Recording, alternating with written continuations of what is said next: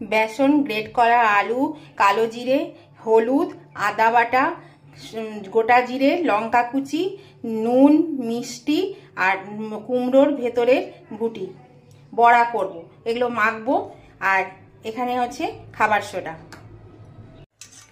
মাখানো হয়ে গেছে, এবার বড়া ভাজবো।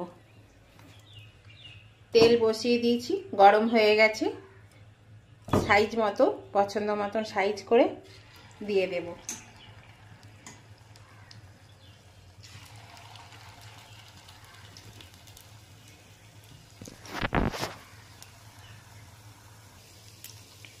উল্টে দেব।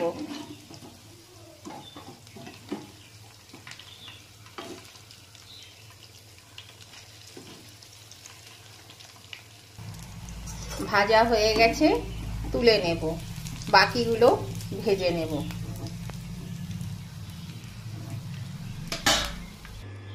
সব ভাজা হয়ে গেছে, এবার খাওয়ার পালা। সস দিয়ে খেতে পারেন, শুধুও খেতে পারেন।